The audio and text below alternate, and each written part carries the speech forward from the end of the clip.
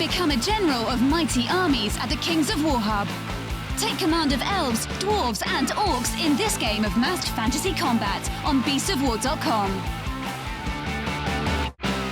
In a world controlled by massive corporations, a steady aim and split-second decisions are needed for your Megacon to complete its goals. Begin your missions at the Mercs Hub on beastsofwar.com.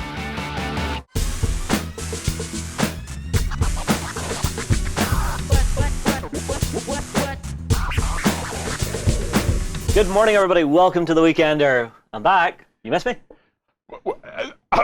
Immensely, immensely, Justin. You know, it's when you're not here, it does feel like there's something missing. Yeah. It really does. It's you know, it's yeah. And we had literally a comment. Hey, comment about people. Whoever you were. People saying how much they missed you. So it is. More importantly, have you enjoyed your week back? The week back has been fun. I now understand that whenever you say, you know, I'm away for maybe 2 weeks, and then I'm scrambling to catch up with everything that's actually happening in the world of wargaming again. It's nuts. It's nuts. Absolutely crazy. Well, the big news in wargaming this weekend is that the UK Games Expo is going on at the NEC. Ben, you were covering it yesterday. There was a live blog. People can go and check it out. Do you want to run a couple of things for people might want to watch out for? Yeah, sure. So it's a massive event here in Birmingham, and it's a great thing. They do board gaming, miniatures games, everything. There'll be loads of new stuff to go and check out. So go and find the live blog. It'll be in the comments below. Well, not the comments, the text below. So you can go and click through to those links and follow on the stuff from there. It's expanded out now into it's in the NEC and it's in the Hilton Metropole Hotel as well. Mm-hmm. So there's loads of different things going on there with some fantastic food and all sorts of things. Yeah, really big event, and it's fantastic. Yeah. Awesome. There's a miniature, a 10th anniversary miniature at it. Yeah, so Otherworld Miniatures decided to do a really cool miniature for these guys. So it's their 10th anniversary at the event, and they decided this really awesome-looking orc, which I think is really cool. He's walking around with a handful of dice in his hand, and there's some boxes strapped to his back. I'm fairly sure some people need to paint those up as actual board games, so you could see Catan and Pandemic on there, maybe, if you can get a fine brush in there. Awesome. Well, if you have the time and you have the capability, head on over to Birmingham and check it out, because it is an awesome. Yeah. Fantastic. The event's still running, isn't it, today? Yeah, Saturday and Sunday. Yeah. Okay, cool. In other news, myself and Ben are going to be off on our travels again soon enough. Okay. So this weekend, Ben, you have the UK Games Expo. Mm-hmm. The following weekend is the news that so many people have been waiting for. Warmachine Mark III drops on Sunday the 12th. Myself and Ben are going to be at Lock and Load Outpost to bring everybody the latest and greatest news from Mark III. So my plan is I want to stop in with all the veteran gamers and see what is jumping out at them off the bat. What are those synergies and tactics that are going to really jump out at them? Mm-hmm. Other than that, it's going to be nice to see the guys at Privateer again, because we did just get back from Czech, which was fun. We'll talk more about that later. Talk about that later in the show. But Ben, do you know what all's happening at Lock and Load? Yeah, sure. So there's a load of stuff happening over the weekend. It's at the Northwest Gaming Centre in Stockport, so you can go and check that out. They're going to be doing some competitive gaming there, so there'll be the likes of Iron Arena, Masters, so really high tactical stuff, and Steamroll, and some other fun bits as well. They're going to be doing some painting and modelling competitions, so there'll be speed painting, a bit of conversion work going on, and they do their own Golden Thrall painting competition, which is pretty cool. Of course, as well as that, they'll be looking at board games and card games, because Privateer Press will be doing a lot of that with Level 7 and High Command. And as well as that, of course, there is the live-streamed keynote speech, which will be on the Sunday from America, so everyone can sit down and watch out what people are talking about with Mark III straight away. And following on from that is also a Q&A session, which is dedicated to the EU viewers, so they can all join in and ask the questions of the Privateer Press staff, which sounds pretty awesome. Mm-hmm. So, Nice. So this is it. That's next weekend then, on Sunday especially. Yeah. This is the big one for all you Warmachine players, to hopefully get all the final juicy details. Well, I tell you this, it's been a while since I've got a good game of Warmachine on. I want to get a game on this weekend whenever we're at that. I want to actually play Mark III so that I can give my first impressions of it. Okay. that would be very cool. So I will be trying, guys. If I fail, I fail. If I don't, way hey. Well, in other news, speaking of failures, everybody knows that myself and Justin have a bit of a grudge thing going on at the moment. Yeah. Okay. In that we've played lots of demo games. Dead Zone, you get Dead Zone. And the most recent one that went out was Dead Zone 2. Myself and Justin were joined by Ronnie Renton. We had just the best crack. It was so much fun playing Dead Zone. Dead Zone 2.0 is much more streamlined. I found it very intuitive actually to play it. Of course, I know some people bemoan the loss of some of the cards and elements like that. And they're looking at 2.0 thinking maybe it's too much on the simple side. I don't know. I kind of disagree a little bit. I like the streamlinedness, the simplicity of it, because I don't need a pile of complexity and rules to be able to get the flavor. I create the flavor in my own head. I'm looking at it and saying, okay, this is now a lot quicker to play. I can play bigger games, or play more games. Or play games with a lot less setup and a lot less... Yeah, more drop-in games, things like that. However, the other thing to be aware of in all of this is that, remember, we are now approaching the Warpath. Okay, yes. So Warpath 2.0. And remember, we're now at the stage where good pieces of intellectual property can sustain multiple ways of having fun with it. Yeah. So there's I'm waiting to see what happens with Warpath, because I know that Warpath is another couple of different levels of game as well. So we'll have to wait and see. But ultimately, Justin thought he had me. Turn two. He thought turn two. In turn two, this is it. Finally, on camera. I'm going to decimate Warren on camera. Yes. And it didn't happen. No, it was a really surprising turnaround. It's an amazing demo game. And one of my favorite comments on YouTube was, "Oh my God, I really enjoyed this. I sat through all of it. Normally, BC4 demo games are quite long, but I sat through all of this." Yeah. Well. The accumulation of our grudge matches to this point is on Friday of next week. Yeah. This is it. This is the pinnacle of our grudge matching is on this Friday, this coming Friday, on the 16th, where myself and Justin, with the help of Alessio Cavatori, are going to recreate the Battle of Waterloo. Yep. We're going to be playing... Yeah. Quelle Affaire. I'm going to say this right now, Warren. No retreat, no surrender. I will have revenge. Well, this is it now. Okay, this is what it's all been working towards. This is the moment. Neither of us want to lose this. No. Neither of us want to lose this. This is one of those pivotal fights from history. There's stress to this one. There is stress to this. Both of us want to walk away, because this is Waterloo, baby. I am Warren Bonaparte, and he is Justin of Waterloo. No, I am the Duke of Justington. Oh, the Duke of Justington. Well, so on Tuesday we're going to be doing an unboxing where we're going to be showing off the contents of the game, talking about it a little bit. But stay tuned for Friday, okay? Because Friday, this is it. Yeah. Now, I will warn you that you're about to embark on an epic battle. It's about 2 hours, and that's with all the procrastinating cut out. So this is 2 hours of onslaught that's about to embark upon you. 2 hours of onslaught, and it's just sheer hammer and tongs. We're going to war. It is full on war. The fact that it took almost as long as the Battle of Waterloo, so it gives you some insight into it. It's big, it's epic, it has to be seen, and I've got to say it's probably been the highlight of my year, just to get the opportunity to do this. You all know I'm a big fan of the Battle of Waterloo. This is us playing it at the divisional level. Yeah. It's very, very, very, very interesting game, and I'm really looking forward to Friday. Yeah. Please stay tuned for that. Right.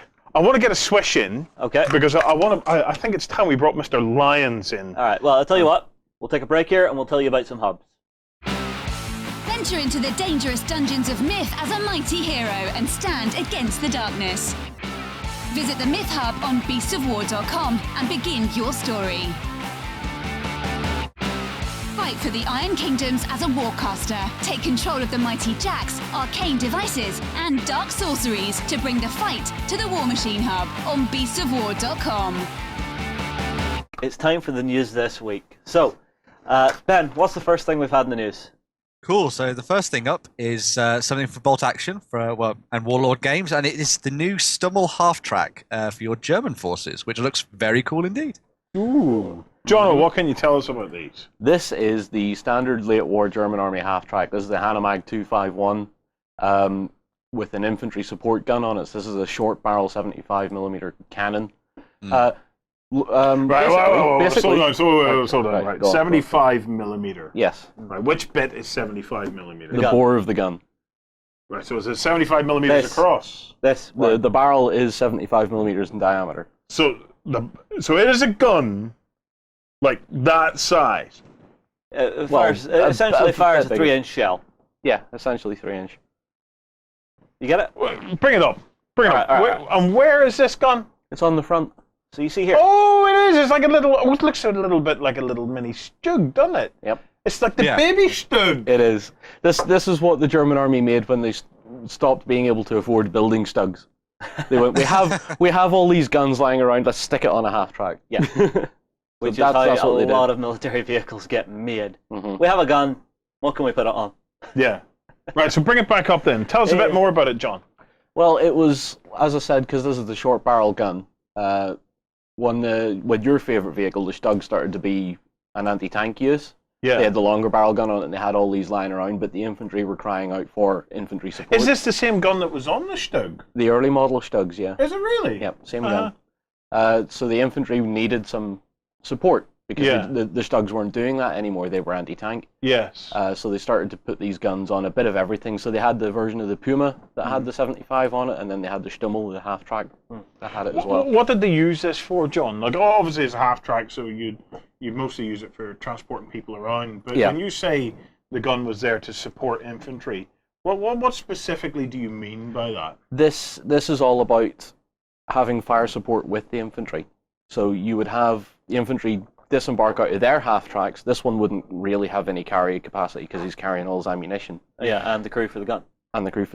So the infantry get out, move forward, the Stummel will come up behind them, and he'll be firing high explosive into buildings and bunkers and stuff like that. He'll be keeping the enemy's heads down as his infantry's moving forward. Yeah, or if the Allies have, say, set up a machine gun nest on, say, the second floor of a building, this thing will just pop a high X in there and just clear the level.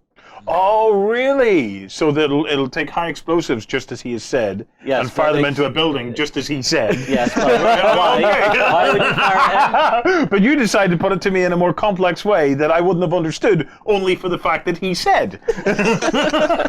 Purpose. Right, okay. Clearing out MG teams. But this is all part of that... I've talked about this in the past. It's part of that thing of creating a dilemma for your enemy troops. Yep. So what you do is you have suppression fire, okay, which gets them to keep their heads down, and then you use high explosive, whether that be mortars or something like that, which is coming in on top of them, which means that they have the dilemma of do they hunker down to try and stay out of the way of the suppression fire. But if they hunker down still, then you're going to hit them with the high explosives. Yep. Or do they move to try and get out of the way of the high explosives, so as you can't range in on them with that? And allow you to advance. But then you've got them with the suppression fire. Exactly. So the only option then is for, as you say, for them to retreat, and then while they're retreating, then you can advance. Yeah. So this is part of that. Is that combined arms then? It's sort of combined arms. Blitzkrieg was combined arms. Yeah. Blitzkrieg was your tank, infantry, air support, artillery, all working together. This is more of a localized sort of, the infantry need to advance, but there's a house that has a lot of stuff in it, and we can't get to it because it's in open ground, so the Stummel would come up and go, let's remove that. So basically, when you're on the ground, there's almost always a use for a big ass gun. Yeah. And you just need to find the best and easiest way to transport one. Yeah, well, it's not Pretty even much. a big ass gun. It's a gun which is no longer suited to vehicle versus vehicle warfare. Repurpose it and don't have to create a new weapon. Yeah. Aha, you're wrong. Really? Yes. I knew this. Okay. Because the Stug wasn't initially for anti-tank role. It was infantry support. It was called an assault gun because it wasn't designed to run after vehicles. That's true. Stop nodding like you know what's going Or on. as you would have said, you would have probably you with your high X, you'd have probably called it an ass gun. So What? never worry. I don't get it. Right, what else have we got from Warlord Ben? Yeah, so the other thing they've released is a pack of metal Polish infantry for your very early war games. And these guys are completing their greatcoats, and they're carrying around some Mauser rifles as well. So these guys look really, really cool. Mm-hmm. But John, what do we know about these fellas? Well, they probably are the shortest-lived military force in World War II. How come? Well, the Polish fell, what, 3 weeks, was it, Ben? Something like that? The Polish army I lasted? think so, yeah. Something like that, yeah. Poland was one of the early victories for... Poland was the start of the Second World War. Yeah. So Germany moved in there the 1st of September 39, as well as the Russians. Yeah. So from the east and the west, the Polish were smashed sandwiched. by the two Oh, did the armies. Russians move in as well? The Russians were in a pact with Germany at the time. Mm-hmm. So they were sharing a lot of ideas, a lot of tactics and stuff like that, and they said, well, we kind of want Poland, but Germany didn't want all of it, but Russia didn't want all of it, so they split it down the middle and invaded. Two halves. Yeah. So to say that these guys are early war is probably a little bit of an understatement then. Yeah? Within the first 2 months of the war, these guys Yeah. would have seen the most action, and And after then, that, not much. What happened after that though? Did Poland have a resistance? Like an underground resistance? They had a very good resistance. You Yeah. hear about them again in 1944 with the Warsaw Uprising, where they decided, right, we're taking Warsaw back, and Germany rolled in practically everything they had and demolished the city. But the resistance group were very good, and the Polish soldiers, the actual army that managed to get out of Poland, fell back with the Allies and the British and the French, and fell back to Dunkirk. So the Polish that survived actually fought with Britain.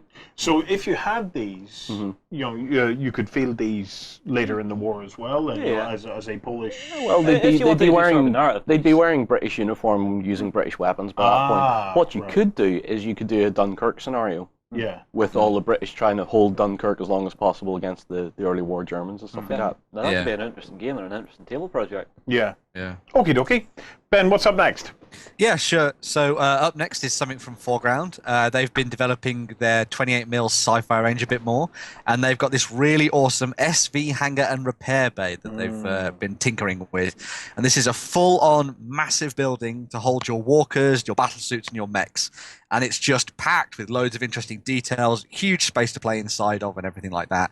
And it has all the hallmarks of a Foreground building. So there's loads of interesting bits and pieces in there as well. Just look at the console. That console's awesome. Like this. Isn't it?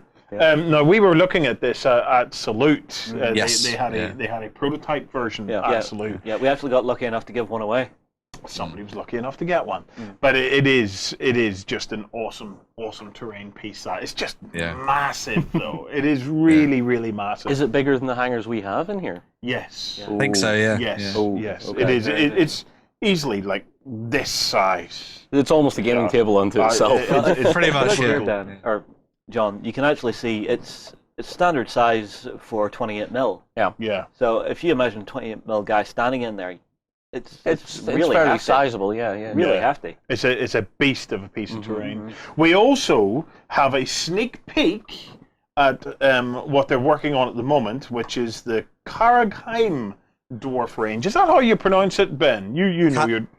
Yeah, Karagheim would be, yes. Karagheim! Basically the Ha! Just say it make with it sound more of a Dutch Scottish. twang to it and you'll be fine. Karagheim! Ha! Yeah, so these are some of their smaller... Beer! You need I need some grog for that. So it's but this is their new dwarven range, which is part of that whole Fantasy Realms stuff that they're doing, which I have heard Dicky Birds telling me there's exciting news on the way regarding all of the fantasy end of stuff that Foreground have been working on. All right, well, here, enough teasing. Let's show everybody this. Okay, well, bring it up there. Do we see Ta-da! it? So this is the work in progress. Ben, what are you thinking so far? Yeah, I think these are really cool. They're as they call them, non-feature buildings, so they're there for sort of adding a bit more flair to tables and stuff like that, and blocking terrain and all sorts of different pieces like this. Yeah, but what they're also suggesting, right, is that this is the stuff that you use to fill it out. Yes. But there's going to be some amazing stuff coming as the feature buildings for this range. Yeah, well, they've already said that they're going to effectively try and build a great Dwarf King's Hold, effectively. So it'll have all the pillars and all the smaller buildings and things like that. So I assume you're going to see the things like dwarven blacksmiths, dwarven taverns, and all sorts of things down the line.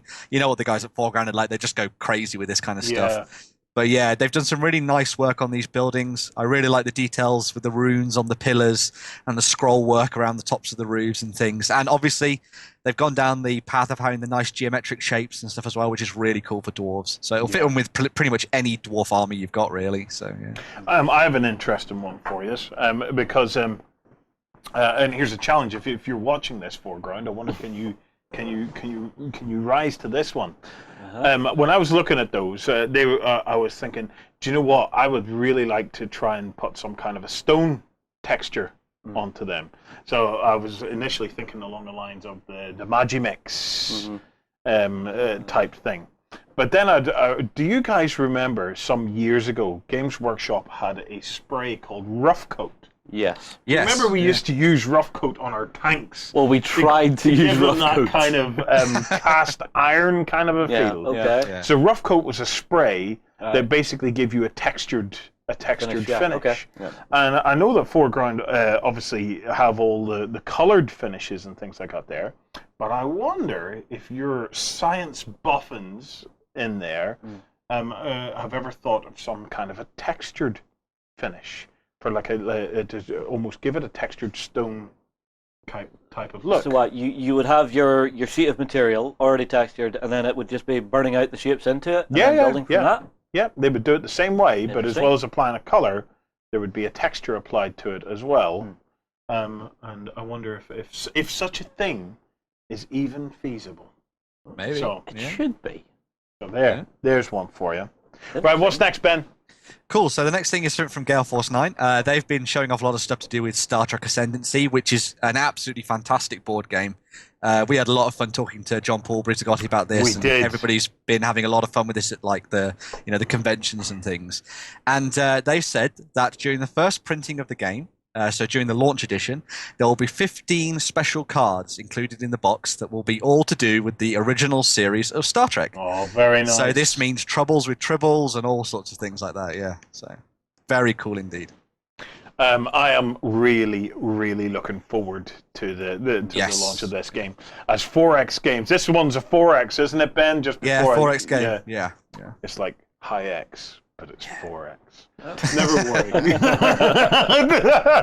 It's lovely having you back. Here's my head. It's lovely having you back. This, I'm just so looking forward to this. I want to get us all around a big ass 8x4 space mat. Oh, bloody hell. And just play out the whole exploration of the galaxy. If you're doing that, what I would like to see is you to do out a grid set to actually tell us how close or far apart, because I don't want people just to be at every single corner and have way too long to play the game and explore. Oh no, we'd take a week off and we'd spend the entire week just playing. What you need to have No, I mean for actually playing the game. Stop making things complicated. I've got this perfect thing in my mind, and you're complicating it. Tomorrow, by the way, we're going to be talking about mega games. Yes. Okay. Yeah. So we've had a week to think of our suggestions for what might make a cool mega game. Okay. And I never thought of this one, but some boxes of that would make an amazing mega game. If you think about it, it would just be immense, absolutely immense. I've got a Star Trek anecdote for you. Oh dear.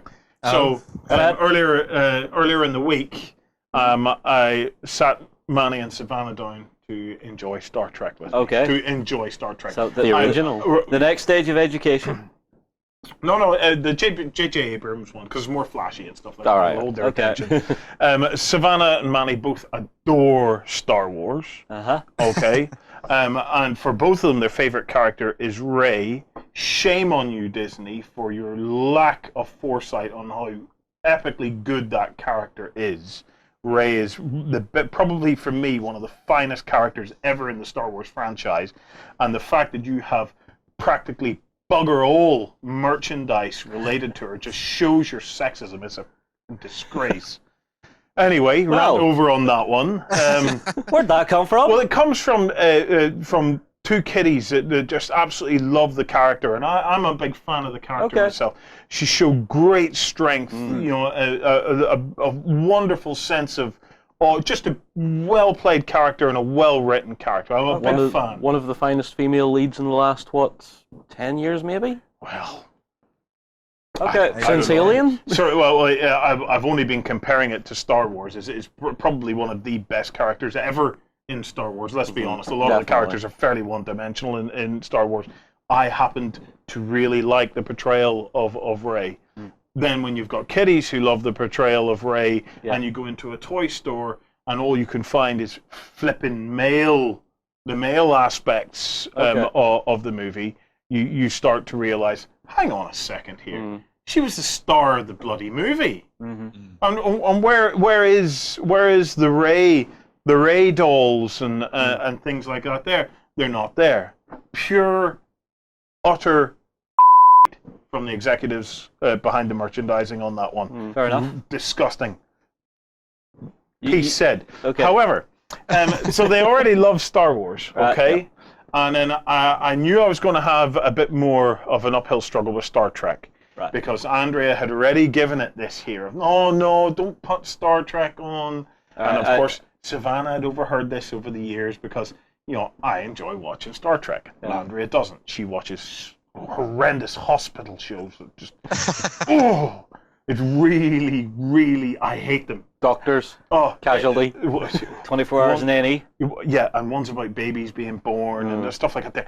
Everything that is disgusting at so many levels, you know, and you're looking at it and you're going, you know, so anything with, I hate all that. You know, I'm not a big fan of hospitals and things like that anyway, but she just sits and watches them and it just absolutely, either that or soaps. But Star Trek's my thing, and when I put it on, you hear, no, not Star Trek. So I knew I had a bit of an uphill struggle. So the kiddies have heard the room going, oh, no, not Star Trek, so they'll go, so I went to put on Star Trek, because Manny was asking me, I said, look, come on, let's watch a movie. Let's chillax, pull the curtains and watch a movie. And Manny's got to think about the aliens. He loves the aliens. He just wants the aliens. Daddy, put on the aliens. And I said, well, what aliens do you want? And he went, well, not too scary in aliens, because he told me that he wasn't afraid of aliens. He says that he's afraid of monsters, but he's not afraid of aliens. Aliens are not scary. Okay. So I showed him a picture of Predator. You are evil. You're absolutely politically certified. For you evil. dads out there that have a tablet, if your kid ever turns around and says, I'm not scared of the aliens, right? Go on to Google Images, get the Predator, the one where he's with the mouth open and all like this here, get it on the tablet, and have it like this, and have your fingers at the ready, and say, well, actually, what do you think of that alien? And then as he comes over to look at it, scale it up. And then you go, well, so now there's the whole negotiation process on the scariness level of the alien. So I said, well, I have the perfect show. And then Savannah's obsessed with space right now, because Savannah was telling me, that, Daddy, did you know that shooting stars aren't actually stars? They're made of rock. And she's been drawing planets and stuff like that. I said, well, look, I have the perfect show for you all. There's aliens in it, and there's a big spaceship in it, and they're going to explore planets in it. You'll love it. So I put on Star Trek. Right. The moment it starts to go on, Savannah says, Daddy, is this Star Trek? I said, never you worry. Never you worry about what it's called. Just watch. This in many ways is better than Star Wars. It's even better. What do you see? So that was all right. Put it in. Yeah. Started watching it. Pointing out, he's a Romulan. Can you say Romulan? So on and so forth. And then there was Spock. And I said, and that little boy, he's a Vulcan. So he is. And look, this is what Vulcans do. I did that there. I said, and say after me, can you do it? And I helped the wee fingers out. I held it out and I said, John, can you not do it? Can you say after me, live long and prosper? And as clear as the day from the both of them came right back at me, live long in custard. So that was my epic moment. Live long in custard. So yeah, that is absolutely priceless. Yeah, so that's my Star Trek moment, and then I couldn't stop laughing long enough, and then all attention spans waned, and I was on the Facebook.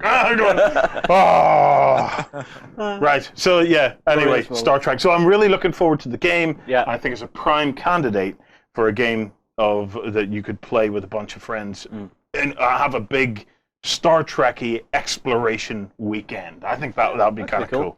Right. What next, Ben? Cool. So next up is the Infinity releases for May, and these guys will be out sort of in mid-June time. And we're starting off some really cool characters from these guys. They've got the Bagmari unit, which is the awesome new addition to the Acontecimento Shock Army for Pan-Oceania. I have ruined the names there, and Carlos will kill me. But Acontecimento and Bagmarai. There you go. You've done it better than me, Justin, yes. And they look really cool, these guys, yeah. Mm-hmm. So, yeah. All right, next one. Yeah, and then we move on to some really cool stuff for the Combined. So this is actually building on the Onyx Contact Force, which is one of the new sort of side bits to the Combined Army. And we have these guys, which are the Zeodron Bat Droids, which I think are really fantastic. I just love this idea of a force that is trying to sort of meld organic and techno together and creating them as like their shock force almost to land on planets and things like that. They're a crazy looking model. Bring it back up there just one second. Yeah, so cool. There you go. It's just, there's so much tension almost to the model, with all the muscular sculpts, details and things. I particularly like this bit, Justin. Right? Yeah. So I know you were pointing out to me earlier on that this was your favorite bit of the whole thing. We were wondering what that might be for. Have you any ideas, Justin? Have you? Okay, move on. Building on that, we also have the actual Contact Force themselves. Yeah. So this is a 300-point starter force for you to use for these guys. So yeah, pick these guys up, get started. Some amazing ideas for painting and stuff with this, with the cool blacks and reds and doing some nice metallics and things. These will be fantastic. Yeah. And obviously, as you can see, fantastic paint jobs from Angel there. So yeah, really great stuff. Yeah. Now this I particularly like because it instantly drops you in at that 300-point tournament level. You can grab this one thing and you're ready to rock and roll, which I like the idea of. So you don't get lost from your starter pack to your first tournament. You know the way you can start out playing and then it's just like, okay, I want to expand. Where do I go? Yeah. Well, but part of the joy of Infinity is the fact that you have so many places that you can go. Yes. Infinity is probably for me one of the most fleshed out universes and fleshed out. It's got a lot of depth to it. Yeah. Yeah, it's the most fleshed out. I'm trying to think. I can't think of any game really that is more fleshed out. The only one that's probably as fleshed out as that was probably the old Warhammer universe, or maybe even 40K. But yes, I think Infinity at the moment holds the mantle of just the amount of detail they've got into all the books and all. But also the sheer amount of flexibility in the construction of your Infinity Force. Like you have. Oh yeah. You have an overwhelming amount of options. It's overwhelming at the start, but if you commit to that game and as you start to get into it, what starts as overwhelming just turns out into this beautiful, layers upon layers of options and things for you to construct and to play with. So we see it's why I like the 300-point force, because you already have those options sitting in one cohesive pack that works well together. You can lay down on the table and start learning and getting deeper into the game with, because you'll have all those options already in the force. I agree to an extent, but you're playing somebody else's options then. Yeah, well, true. It's for a starting point, I wouldn't want to put.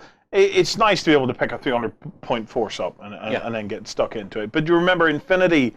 Infinity's not the same as 40K in this instance, that you pick up 300 points and then your next goal is 400 points, 500 points. Infinity's not like that. 300 points is your standard game. Yeah. So your next goal is to swap out those 300 points. Do you know what I mean? So it's so I don't feel the same level of pressure of being able to pick up a starting army in that game, because the game still works beautifully at 150 points. Yeah. Oh, you know, 200 points is a great game. So it's one of those things that although there's a lot of choice there, you're not having to field it all at once, and you can afford to become more intimate with the force that you're actually playing. Look at the amount of fun the guys at the boot camp had with a small box and a tag. Those were creating very interesting games as they were. So. Yeah, definitely. Okay, next up we have a sneak peek from Battle Systems that we showed off a little earlier in the week, but I just wanted to bring it up to show you guys. So look at these. So this is their new sneak peek stuff for their next, what I believe is going to be their next Kickstarter. What do we know about it, Ben? Yeah, so this is going to be their stuff that they're working for on Kickstarter sort of in autumn this year. So you haven't got that long to wait for this. And this is building on their sci-fi range because they really loved doing it the first time round, and they've come back to do something a bit more grungy, a bit sort of interesting, and sort of maybe a little bit sort of post-apocalyptic maybe as well. But yeah, this is some really, really nice stuff. Absolutely packed with details, as they always do. Loads of little fantastic props and things you've got in there, like some great little pieces of cover terrain and all sorts in here. Yeah, really nice stuff. And it almost looks like the inside of a spaceship as well, actually, which I thought was quite cool. Well, one of the interesting things about this is their first ever Kickstarter was for the sci-fi terrain pack. And I know from speaking to them on the next 2 Kickstarters that they did, that they learned so much from that first project and the second and the third, that they keep getting better and better and better at it. So and looking at this already looks miles better than the original sci-fi kit. Like, I like the original sci-fi kit. The original kit was great. It was great, but this looks just brilliant. Well, I mean, like, you've got all those little optional extras, and then the rounded shapes being worked into it as well. I'm a big fan of the rounded shapes, but what I specifically like is I like the art direction in this one, in that I know we're talking about it. I actually think it's less grungy than the original sci-fi set, and I think that there's more contrast in the designs on this one, and it makes it look just much more attractive to me. As good as the other one was, I really, really like what I'm seeing here. I think the thing that really pulls it out is, in the same vein as what you said, and Justin as well, is that they've got a lot more detail into everything. So in the old one, they had very sort of like that clean, hard sci-fi look to things where the walls were very, this is a metal panel. Whereas in this, they've got like open conduits, they've got wires everywhere, all sorts of things, like the floor as the open bit and stuff like that. It's just really cool. Interesting bits of character built into the terrain so that you feel like you're in a living, breathing environment almost when you're there. So, yeah, really good stuff. It's cool. I'm really, really looking forward to find out more about what they've got going on there. Anyway, that's your lot for the news this week, Justin. All right, well, guys, I tell you what, we'll take a quick break for some hubs here, and we'll see you in a second. Keep your blaster handy. The West is a dangerous place. Fight to survive as men turn to monsters and the dead rise on the Wild West Exodus Hub at beastsofwar.com. Progress comes to a world of magic as science and the arcane combine to make marvels. Meet steampunk inventors and orc mystics at the Volsung Hub on beastsofwar.com. We've now been joined by Lloyd. Warren has done a runner. He's like it. Yeah. But what we're going to chat about now, Lloyd, is myself and Ben want to have a chat about the event we were at over in the Czech Republic. So which did look good. It was fun. It was a lot of fun, especially because of the venue. Now, the guys that actually ran it decided they were going to do it as a closed event. So the general public wasn't walking in and actually joining in it, which I really liked for this one because it made it a really, really personalized event. So I think we had maybe 50 people there, max. And it gave you lots of time to actually talk to Doug Hamilton, the guest sculptor who was there, Bob, who's running Cerberus, and all the other guys. You had Vladimir that runs Black Oil, which is the event space itself. So what I want to actually talk about is what makes a good event, right? Now, for that particular type of event, I think the venue really, really suited it. Now, I have some images of it here in the actual live blog. So if I scroll down here, and you'll actually see this is the venue we were in. So it's really nice, small, and cozy. It is really cozy. Really, really cozy. It's a cellar type thing, isn't it? Yes. Yeah. So it's actually in a basement. And this place is called Black Oil, the venue? The Black Oil Gaming and Social Hub. Which has, a bar, gaming tables? Well, if I go through the pictures here, so you can see the bar here, which also doubles up as the shop. You've then got the Yep. main event space Let's here. see that. So you can see the whole of the shop in this one. And then if we move on through, this is where you have your board game area. Yeah. So the way they have this split down is you have your main gaming tables in the back for your tabletop war games. Okay. Nice board gaming area. Bar come shop come sort of cafe type arrangement. Yeah. And I think it just worked out really, really well. What do you think of the actual space then, Lloyd? Yeah, it's really cool. I always liked that caverny looking stuff. I've been to a few places over in Eastern Europe, and they love setting up bars and caverns, and I love the brick arches and stuff. It looks really cool. How many gaming tables is in it again? There was enough for Ben. How many gaming tables were there? I think there was about sort of 15 tables in there. So they built them with a whole bunch of volunteers and stuff like that. But they've all been squeezed in there, and there's a bit of room to move around and stuff. But yeah, I think there's about sort of a dozen, maybe 15 tables they've put on that side of the room. Yeah. Now the key to making that event good, I think, was because it was so enclosed. You know, because it was you weren't in a big hall. Whenever Doug was doing his Q&A talks, everybody could hear him. He was just talking away and didn't have a problem with people hearing him. And when people were asking questions back, they weren't having to shout or have a mic passed to them. So I think for this particular event, that's what made it really good. What was your own favorite part, Ben? Yeah, it was definitely, I think, tailored towards this type of event. It worked really well. The space was great. I think one of the things that really stood out from this place was the fact that it was very personable, and it had a nice personality to it. Vladimir, who runs it, is fantastic.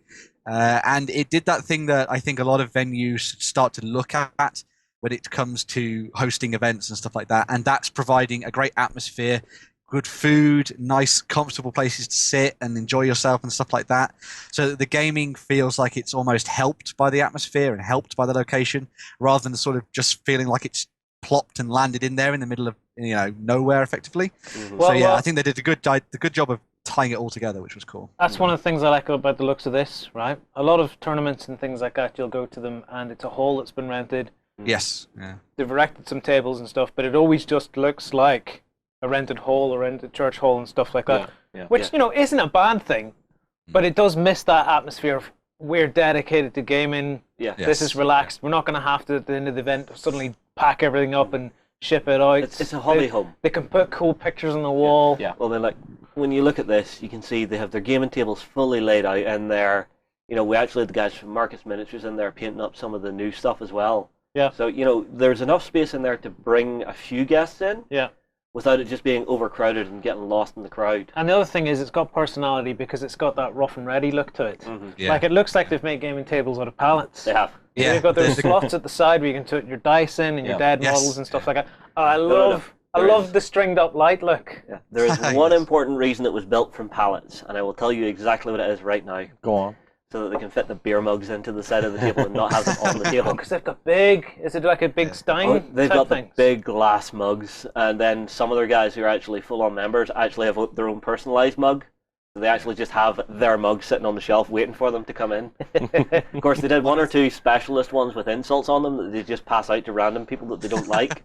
So say you're being a little bit arsey to the staff, they'll go, here's a special mug for you. It says champion on it. It doesn't say champion, it says something horrible. But it's funny as hell.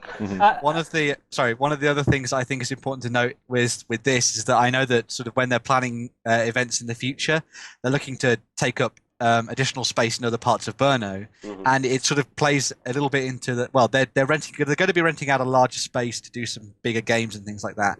But the important thing about the space that they've chosen is that it's in a really nice place, and it's going to be situated in sort of like a park area, which is fantastic because all these gamers that don't like the sun and whatever, that's a myth. People like going outside and having fun, and being in a nice fantastic environment and stuff. So having this big, huge gaming space that's going to be there in the middle of this park where you can play games and then go outside and drink your beer. Sorry, Ben, you've lost me. Was this near a park then, this event? Yes, there's a big park nearby. So they're going to have the gaming tables and stuff set up there in future. Because if you go to Warhammer World, right, as much as Warhammer World itself is great, if you go outside, you're just in an industrial estate. It doesn't look like anything. No, this place is right in the heart of Brno. We were maybe a 10-minute walk away from our hotel, so it was absolutely brilliant. Perfect staggering distance to get home. But speaking of outside, the other thing they did really well was the food. Now, one of the guys that actually owns Black Oil, Vladimir, used to be a cook, a chef. and they actually did a really nice barbecue for us as well while we were out there. Is Vladimir here in this picture? Yes. See the guy that has the picture of Black Oil, or the t-shirt with Black Oil Crew the on one making the burger. Yes, the one making the burger. Yeah, let's see. Did we get a close-up of what they actually made, Ben? No, well, it was some really fantastic pork stuff that they've been doing. So, like, this guy has been on TV, I think, as well, which is pretty crazy over in the Czech Republic. So, yeah, he's very good with the food, and I think that's one of the things. Like, you don't like as much as us gamers really like burgers and chips and all that kind of thing. You also wanted something a little bit different. So they did some really nice fresh sandwiches. They did chilies and things like that as well, and all the drinks were fantastic and brilliant and very different things as well. So they had beer, but they had other things. Too. So yeah, good stuff. It's like it's that ability to share like an eclectic mix of bits and pieces, so that people who come over and join in events at these different places will experience something interesting and different from what they're used to. Like everybody's used to having burgers and chips at home or whatever like that. If you do something a bit different, do some cool beers, do some exciting soft drinks and ciders and all sorts of different things. That's the key to making things memorable. What about the accommodation, fellas? I mean, were most people staying near the event or far away or what? We were all in the Hotel Bobby Centrum, which is actually a 4-star hotel in Brno. But is it far away from the event? 10 minutes. 10-minute walk, and it's a beautiful hotel. Really comfy. I will say this. I had to share a room with Ben, and we all know Ben snores like a jackhammer. Does he know? You'd think someone was opening up the pits of hell. Me, when I fall asleep, the dad couldn't wake me. The one thing we discovered was on I think it was the Saturday night or the Sunday night, Ben? It was the Saturday night. Yeah. I come in and go to sleep. Yeah. Fall asleep, happy as you like. Don't wake up till the morning. Yes. I unfortunately wake up Ben with my snoring. I'm surprised it was snoring and not just screaming in the night. No. No, you see, here's the thing. No. I was able to relax on this. I mean, I was a little stressed getting there because it was my first time out of the UK. Right. But once I landed, it was just like, relax. I do think you've missed the opportunity to feed you some random stuff. Well, there were some random drinks fed to me. I will say this. The guys out in Brno can put me under the table. I can hold a fair skinful of drink. They can put me under the table. It's not even funny. End of I think it was the Friday night. We'll go to a bar. We'll get you vodka and Coke. Justin, they have no Coke. You'll have vodka and beer. Oh. They didn't really mix vodka and beer, did they? Well, vodka shot with beer chaser. It was crazy. Oh, dear. But this was on the Friday night? Yes. You must have been in some shape for Saturday then. He's admitting to it all now. Well, I will say this. If you watch the very first video from Saturday morning, you'll see I was maybe just a little bit worse for wear. Oh, you see, I thought that was the image stabilization had broken on the camera. No, Ben was shooting at the time. Yeah, but I'm sure he was there with you. He was following. He barely drank the entire time. I think you had a couple of beers and that was it. Well, I was very professional. But when we have our own events here, Ben, we go down to Witherspoon's because Witherspoon's right beside the office here, and that's where we do our food and drinking and stuff outside of the office at the events. You're never done saying, "Here, Lloyd, try this stinking beer." Here, they've got a whole new stinking beer in this week, Lloyd. Here, try that one. Yeah, but you see, here's the thing: because it was just me and Ben there was no backup if we screwed up. Did you not have stinking beers? I had loads of beers. The beers out there are actually lovely. Beers, so. Like me, I'm not a beer drinker. The beer out in the Czech Republic is gorgeous. Yeah, it's very nice. But Ben, surely you managed to find one stinky beer in there. Well, yes, there were some stinky beers, and I had one. I think this actually comes back to an interesting thing in terms of the accommodation and stuff like that. In that, I think when you're going to put on an event, you either make sure it's in a place that can already host people. So, like obviously with stuff that happens with Gen Con and things like that, they basically take over hotels and all sorts of different things. Same with the Adepticon as well. But if you're going to do something a little bit like with Salute and things like that, if you're going to put on events, you've got to make sure that the local area is going to have very good accommodation for people, so that people who are coming in from everywhere are going to have somewhere to stay. Because especially if you're going to try and do something that's a bit bigger, you can't have it that people just can't stay around because then they're just not going to bother to come. So you've got to think about the location of where your event's going to be in the wider scheme of things, as well as obviously the location itself and for when you're there hosting the event. So we're kind of veering into the realm of what makes good events then. Yeah. Yes. So number one on the list. Location. What? Absolutely. Well, locations are very wide. Let me narrow that down. Okay. Number one on the list, the accommodation. Okay. Yes. like Ben has said, accommodation close by. Because if it's miles and miles away, it's a pain. Yes. Because if we don't book early enough for Salute, we end up going miles away, and that does become a pain. Yeah, no, I remember one event I went to. It was in the south. The event space actually flooded the night before the event. Yeah. So they had to rush to shift everything to a new hall. Mm-hmm. And that new hall was maybe a half-hour drive away from where we were staying. Do you know what? That's severe effort. If it was me, I would have wondered, do we just cancel? Do we just refund the tickets and go home? What they actually did Let's do a water party. They arranged a private coach which was doing half-hour runs from the hotel, just back and forth the whole time. They have missed a trick, Ben. I think you've hit the nail on the head. Bottles of fairy liquid, throw it in. Foam party! Trying to wargame in a foam party. It'd be really cool. Lloyd has created a new wargaming sport. Wargaming Extreme. In foam. I've been to quite a few foam parties. And you I can imagine. You get all slippery and wet. I can imagine. And you can just slide past each other. Right, so hang on, it's just, oh, sorry, darling, I'm just slipping past. It'd be really funny, though, because you're sitting trying to hold your mini. I hate to say it, but it might solve gamer funk. That is a good idea. We could get washed and have a slippery, slidey time. I will say this, with the EU Masters being such a small event, the gamer funk was non-existent. Okay. I think there's a threshold of when you bring gamers together that the gamer funk appears. We'll come back to the location, but just not high on the list is good air extraction then. Well, the place we were at, the windows were open the whole time. It was just a nice cool breeze. I will say this, Brno is bloody dry. Yeah. I did not see a cloud in the sky the entire time I was there. Guess where you were, Justin? Inland. You were in Europe. I was inland. where you actually get sunny days. You weren't on an island like we are? Yeah. Right, going back to location. Mm-hmm. Hotels.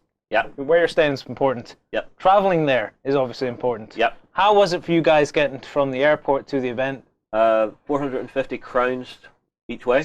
What'd you get? Metro? £8 to get there, so it's very simple. Taxi. So, yeah. You took a taxi? Why did you take a metro? Was there no metro station? There's no metro station. We were flying into the Brno airport, which is quite a small one. Yeah. So it was just, there's a taxi out there. The other thing is, pretty much everyone I spoke to out there spoke enough English to get by.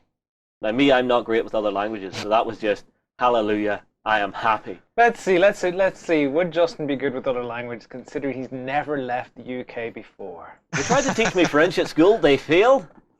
I think I know one word in French. Actually, I met my in-laws for the first time a few weeks back. And it was really funny because I was talking to Anna's dad and he was talking to me. I was talking English, he was talking Polish. Neither of us had a clue what either was saying.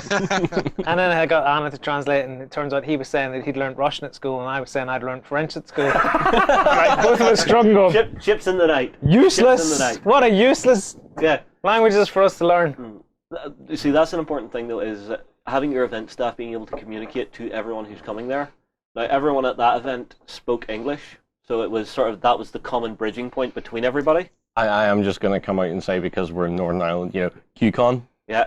I don't think the staff can communicate very well, and everybody speaks English. well, our version of English. Yeah, whatever that is. Yeah, but no, I think that is an important thing. Being able to have your players and even your judges and your staffers communicate with everybody is very important.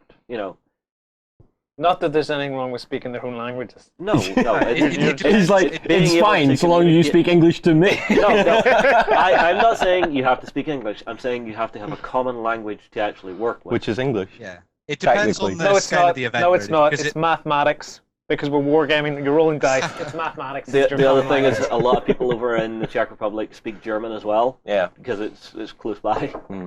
So you know all the swear words then that you picked up off John? No.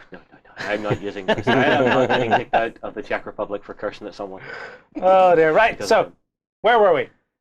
Location. Accommodation. Location breaks down into accommodation. Yeah. Travel. Yeah. Where are we now? What else comes with accommodation? Food. Yeah. We've covered. There was food at the event. Yeah. It's always good though to have event space. There's always good to have other food establishments. Like when we do the boot camps in here, right? We bring food into that event. But just round the corner, there's at least 5 other places within 2-minute walk that you can go get fed. Especially after Witherspoons chucks us out in the middle of the night, and everyone goes, "Oh, I've drank too much. Ooh, kebab house!" A lot of times I've rolled down to kebab house. I think there's a few guys who turn up to the boot camps that it's now a tradition that I think the Friday night they go out and get reasonably well done and finish up with a kebab. It's one of the things that I think the UK Games Expo does really well, in that they've brought in this really interesting thing where it's like the world food trucks and things like that.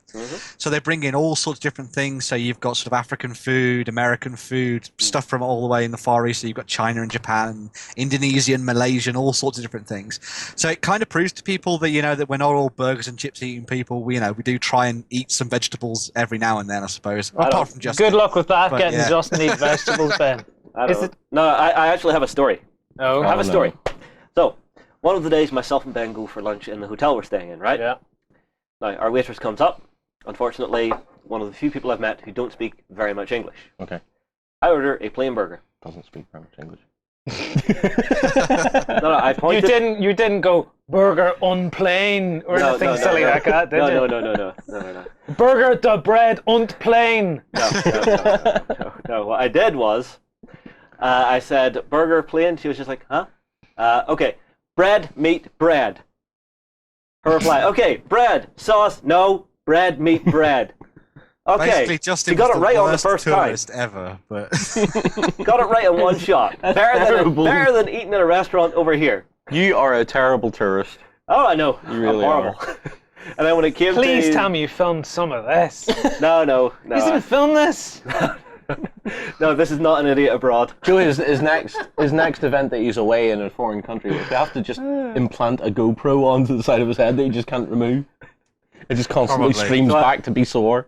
So you're going to super glue onto the side of my head? Yeah. That's going to be fun to get through security with. That would be brilliant. Okay, next. Yeah, where were you, Justin, before you ran off on a story? Tried to blow us all away with a big sneeze.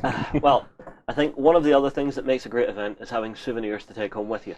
Ah, yes. Good idea. The little swag bag sort of thing. Well, even a swag bag. This was one of the greatest ideas I have seen. So Privateer do a range of limited edition badges. Yeah. And they just brought a ton of them and said, right, everybody, grab a badge. Yeah. Everybody got a badge. Right, everybody, we have badges left. Grab another badge. What's with all the faces? That is all the European Masters. And then down the front, the little crystal block, that was the trophy. Is this the people who won stuff then? No, these are the people who were invited. This was an invitational event. Okay, I see. But no, having something like that that you can take home and just have a little reminder of that event, I think is brilliant. I think at the end I ended up taking quite a few of these and just passed them out to people back here, as little gifts. Oh, I've got that little red claw looking one. Yeah. Yeah, it's one of the things I think is very important, that feeling of like, oh, that was a really special day, I want something to remember it by kind of thing. And so having the likes of swag bags, pins, posters, all sorts of different things like that is really cool. But it can be something just as small as a pin or a patch or something to put onto your bag. And you can say, I remember going to that. I had a great time at that. It's a good point because at the boot camps, at the boot camps we do that as well. Yeah, well, everybody gets their picture. Yeah, they get their picture. Their memento picture. Yes, they get their memento picture, which is cunningly and craftily made by you. Yes. They also get a thank you letter. Yes. They get a thank you letter, but the picture's the one we put all the effort into. Yes. Trying to come up with little scenarios that make these pictures look funny, like the bolt action one. It was a Sherman, and we were all hanging around on top of the Sherman. Kristen was having a whiz and a helmet. Yeah, and I was standing in front of going, no, stop! Yeah. What else have we done? We've done the Infinity one. Yeah, we were all cowering behind some sci-fi terrain and hiding from the big tags. Killian ripping apart the wires out of that tag. That was fantastic. I'm sorry, but I have never seen John look so nonchalant in a combat situation. It was just him standing with the gun going... It's just me, like, I know what I'm doing here. The rest of these boys haven't got a clue, right? But yeah, souvenirs then is obviously a big thing. What else what else makes it to your top list of things for the events then? Having been to quite a few, Ben, you've been to loads.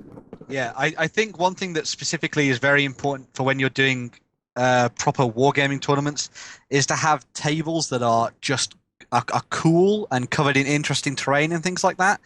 And it's one of the things that a lot of the people do really well with the Hobbit and Lord of the Rings tournaments that happen up in sort of Manchester and Stockport area. What they do is they theme the tables and things like that, which I think is really important. Like they have ones themed off Moria or Gondor and things like that. And so when you're looking at other tables for events, even if it's going to be something that's very highly competitive, as long as you've got a table that looks awesome, it's not going to feel dry when people are covering it, and people are going to have a lot of fun moving around on top of it. Yeah. So even with Warmachine, which doesn't typically have a lot of terrain, you can have a lot of fun with the different pieces that you put down. And stuff, I think we've covered quite a lot of topics, but this could be the key, right? Because if your hotel's great and your food's great and all that sort of stuff, if you walk up to a gaming table and there's nothing on it, and you're thinking, I've travelled all this way for this event, that's where it breaks down. If you walk into an event and maybe your hotel's a bit crap, by the time you're in gaming and stuff, that's starting to disappear in your mind. As long as your venue's good. Because I went to that tournament in Spain. Yeah. The Infinity one. Fix Zone? Yep. Fix Zone, 2014, I believe it was. And I was blown away by the terrain. I was like, oh my goodness, I didn't expect to be such good terrain at it. Well, I mean, like, it ended up, we did a series on that, the Infinity Tabletop Analysis. We did indeed. Yeah, so I think you hit the nail on the head. I think that, for me anyway, is one of the key elements of any event, because you can start to forget the other stuff. Like at the boot camps, we put a lot of effort into making sure that what you play on looks stellar, because that's what you're going to look at for 2 to 3 days, depending on what sort of event you're going to. Yeah. The last thing for me that I think makes a great event is having guests there from the company. Now, the one we were at, the EU Masters, we had Doug Hamilton there, one of the head sculptors from Privateer. Yeah. And he had brought along some exclusive stuff that was coming out even beyond Mark III being released. Yeah. This was one of them. So he loves his Legion stuff, and so he created a new character war beast for them. Yeah. And he was showing this off to everybody at the event, and they were all just sitting there going, "Oh my God, this is amazing! No one gets to see this before us." Yeah, of course. Then I sit down and do a video with him and post it online. But I think that actually really makes an event, is having some exclusive content for your attendees for the future of the game. Yeah, absolutely. So I think that's something that's very cool as well. Because I'm going to go back to Carlos, for example, from Infinity. Yeah. He loves going to events. Yeah, and when he goes to Gen Con, he does his keynotes. Yes, and at the tournament I just mentioned, that was in Spain, he turned up and he did a whole presentation at that as well. That does really put a bit of a cream on the top there, going, oh, I'm learning something that other people don't yet know, and I'm talking to one of the guys involved in it. Exclusivity or something. Yes, exactly. It's that feeling of, oh wow, I've got the peek behind the curtains here, and wow, this is amazing. Which is another key thing that we do well at the boot camps. We've done really well in taking these things off, because we have people from the companies here. We get Carlos over. We get who else? We've had Alessio over. We've had Alessio. We've had Dave from War Games and stuff like that. So we're doing really well on this list. We've got accommodation that's close by. Yep. Great pubs. The pub that's close by. Food that's easy, accessible. Gaming tables. Gaming tables we put a lot of effort into. Guests who come over to help you learn the games and stuff. We're doing really well on this list here, Ben. We are, yes. But I mean, like, I think that's the thing, though. Once you actually get all of these things together, any one of those could maybe be kind of crap, and you'll still have a great event. Except the tables. The tables are... I agree. I think that would ruin your event. If you walked in and looked at the table and just thought, it's just a blank table with very little on it. All right, well, here, I'll tell you what. Let's put this one to the community. Everybody out there has now heard what we think makes a great event. So I want people to put down below their stories of the best events they've been to and what they think made them the best events they've ever been to. How's that for you, gents? I tell you what, we need foam party events. Why do you keep rubbing up against me every... Are you starting to enjoy this or something? That's what you do at a foam party. You get all slivery. All right, before this descends into madness, I'm going to call it at that. Okay. Everybody, I think, Lloyd, you're going to move on here. Yeah, I'm out of here to go to a foam party. All right, guys, we're going to break away for some hubs. Myself, Ben, and John will be back to tell you about some Kickstarters right after these hub adverts. From Viking halls to the cities of the future, terrain buffs will love our foreground hub. Watch gaming tables of all genres come to life at beastsofwar.com. It's time for 28mm World War II action. Will you recreate history or reshape it your way? On the Bolt Action Hub at beastsofwar.com. It's time for a look at some Kickstarters. Ben, you picked these out this week, yeah? Yes, I did. You picked out a couple of quirky ones. Of course. Well, it wouldn't be me without some quirky things. Yes, so, of course it wouldn't. Yes, we are starting off with Dicey Ventures Elemental Village Terrain, which I think is very, very cool indeed. Okay. Okay, so what is this then, Ben? Okay, so this is their take on fantasy terrain. Now, we've got a lot of stuff that's out there from sort of medieval Europe and things like that. But they've decided to go the next step and provide us with some 28mm scale, chibi-style anime, manga, whatever you want to call it, terrain that could be used for all your different war games that involve slightly different types of fantasy armies and things like that. Yeah. Very cartoony. I like that. This is very sort of Super Dungeon Explorer kind of thing, isn't it? Yeah, exactly. Yeah. I don't know. I like the idea that they're doing the elemental sets. Yeah. So if you're looking at the Earth one, you've got a tavern, dwelling, and Earth pieces. Go to fire, you've got the forge, a fire dwelling, and fire pieces. Then you go to water, you've got the watermill, yada yada yada. It's very cool. You can really theme your stuff around this. Yeah, it's basically, I could see this kind of thing as the stuff that would theme a tabletop in its entirety. So maybe you do an entire board themed around the idea of Earth or something like that. Or maybe even split it up into quadrants and you have like Earth, air, fire, and water. So you've got this interesting contrast when you're playing games and stuff on the tabletop. The other interesting thing that comes through this Kickstarter is that they're offering it in 2 different ways. So you can either pick it up as resin models from them, or you can get the 3D printing files and print it off yourself and have some fun playing around with technology and things like that. So it's pretty cool. Yeah. That's a nice idea, because we are starting to hit that stage where more and more people are going to have 3D printers in their house so they can actually work and play with this. And once you actually get that file, you can just keep running it out for yourself and build as big a table as you want. Yeah. Yeah. However, I'd say, because, as they say, you may not have a 3D printer yourself, but you probably know someone who does. You have that option, so there's probably a pledge level where you can get up both the STI files or whatever they are and the resin. Yeah. Yes. So you'll get the resin set, and then you can find a friend and make a friend and steal their 3D printer and continue with it. It's not even that, because it's something Warren talked about. You remember the way we used to do the internet cafes whenever it was a thing that, the internet was quite expensive. It cost a lot to get a computer up and running. 3D printers are just sort of on the cusp of that for the high-end ones. Yeah. So you might actually see 3D printing cafes turn up where you can actually take this along to. You've got your Fab Labs and stuff. That's where I think it's going. I think Fab Labs are just going to become more accessible. You're not going to have that sort of... The thing is, with an internet cafe, there's a social element to that. Yeah. There wouldn't be with 3D printing as such. You'd walk in and you'd go, I need this. You'd be like, Ben will understand this as well, a university student going into the printers on the day that your dissertation's due.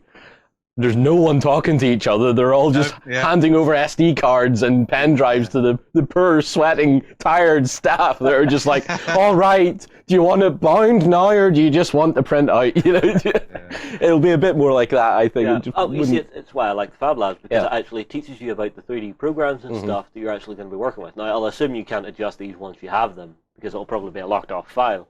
Yeah, most likely, yeah. But if it actually is something that brings you to a Fab Lab and actually begins you on your way to actually designing up some of your own stuff that'll actually match in with this, that you can then, really customize your table and stuff, it might be a very, very cool way, and start up an entirely new side of the hobby. And to be honest with you, chibi terrain was about time, really, wasn't it? Let's be honest. I like it. Yeah. They've gone down that route with the miniatures. It made sense that they were going down that route with the terrain and stuff like that. I think the way you could almost view this is, because a lot of people are probably going to say, well, there's not a lot of, chibi-style war games out there. There's no reason you have to use it for a proper full-on war game. You could use it for the likes of, you could take Super Dungeon Explore and put it down to the tabletop. You could try and do some cool things with tiles on proper boards that are full and things like that, and include these pieces of terrain in that, so you've got a larger experience and things. So yeah, I think there's some interesting options for where you could use this practically, as well as just for something fun to paint up and stuff. Yeah. In all honesty, I would take a standard game and find chibi variants of the models and play the system in this terrain. Or would you Chibi Saga? Oh God, no! Chibi Vikings everywhere. Yarg! Tell me that wouldn't be fun. I would just like to see, just for the sheer comic value and the sheer disjointedness of it, I would like to see you playing Kings of War on this.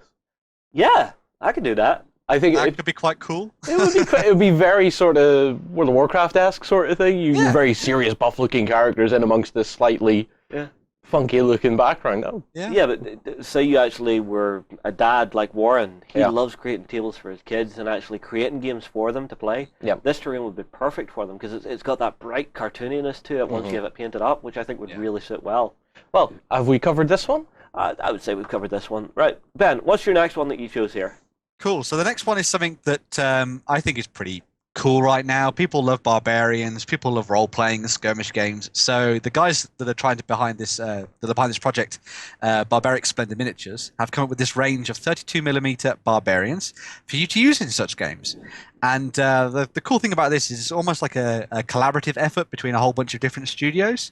So we've got the likes of Anachron, we've got Bronze Age, Dark Saint, and a couple of sort of more well-known sculptors with Leandro Vendrick and David Sonderquist, and they've been looking at creating a bunch of sort of personalities for you to use in your role-playing games and things like that. And I think some of these are really cool, and I can see them, leading armies and stuff through battles and into dungeons and all sorts of different things. Yeah, they're really, really cool collector's pieces. What do you think, John? They are very characterful, aren't they? Yeah, I'm not a barbarian fan. I'm just going to be honest. I'm sorry, Ben. I know it's popular in your world, but it's not with mine. But yes, they are very good miniatures. And well, if you're looking for a really cool role-playing piece, this is going to be perfect for you. Role-playing pieces are very good, as you say, commanders for armies, for your fantasy-esque stuff. Yeah. The poses are dynamic, which is a very important thing for me when I look at a fantasy miniature. The model has to be doing something. They're not all. Yes, there's a couple in there sort of just. Yeah, they've got the at ease. But Kagan looks amazing just the way he is. Yes, he doesn't need to be. He doesn't need to have a dynamic pose because that pose says, "I am a lord. I'm going to kill you." Have a go if you think you're hard enough. Exactly. I mean, that's exactly what I really like. Datrag, who's the guy beneath him, because I think they've gone for that really cool pose of him sort of reaching back to swing his sword out, kind of thing, and it gives like a barbarian is full of motion and aggression and things like that. So you want to show that off when you create a miniature of it, and I think that's what they've done here really nicely in some pieces. So. Yeah, I think if I myself had to pick one, it would actually be the next one, Rota Redblade. Oh right, yeah. I love the Valkyrie-esque style of the armor work here. Yeah, Redblade is pretty badass it's looking. Very, very nice to see that, and actually just have it as a miniature and as a painting project would be a lot of fun. I do want the Lord. All right. Large axe. That's all right, enough for me. we've got two Kickstarters this week, gents. Which one would you rather have? Ben, you can go first. Okay. Well, as much as I quite like the whole idea of chibi terrain and things like that, I think I'd have to pick up some barbarians from the Barbaric Splendor guys. I think that'd be really cool to paint up some awesome role-playing figures, because that's sort of my bag right now, so I think I'd go with that. I'm going to go straight with the Elemental Village. I think it's a beautiful set of terrain. I think it's going to make for some fantastic gaming tables. You're letting me cast the final vote on this? Yeah. Myself and Ben always let someone else cast the final vote. Normally Lloyd just goes there, I don't know, I like both. Well, I'm not going to do a Lloyd. Okay. All right, I'm going to try not do a Lloyd. Okay, pick. I'm looking over the notes again really quick. Choose. I am going for the Happy Daffodil Cartoon Happiness, whatever the tagline was for the village. You got it. Did I get it right? You got it. It was the Happy Daffodil Happiness, or Cartoon Happiness. Cartoon Happiness, the Happy Daffodil. Yeah, that's it. All right, so the Elemental Village terrain is the winner for this week for Kickstarter, guys. Yep. Go and check it out, guys. I think we're going to move on here. We will be back tomorrow morning for the XLBS, where it's not this show again. It's an entirely new show with new topics, new discussions about all things wargaming. You will have to be a backstager. You will have to come across to beastofwar.com. Backstagers are how we keep the lights on and running in here, so it's very important. We also have a 7-day free trial if you're curious. And in Backstage, we have more than just XLBS shows of the Weekender. We have paint tutorials, hobby labs, Parts to paint it. Parts to paint it. We have all of our shows that we do a Friday show for. Also get an XLBS show as well. Yep. So there is a huge library of stuff there for you guys to come along and check out. Tons of techniques and stuff. Lots of great content. We'll move along here, and we will see you tomorrow. Humanity has been driven from Earth, but now it's time to take it back. Join the Reconquest and fight the Scourge on the Drop Zone Commander Hub at beastofwar.com. Flames of War brings you the battles of World War II in epic 15mm scale. Go to the hub on beastofwar.com to find news, tactics, and tutorials about the game.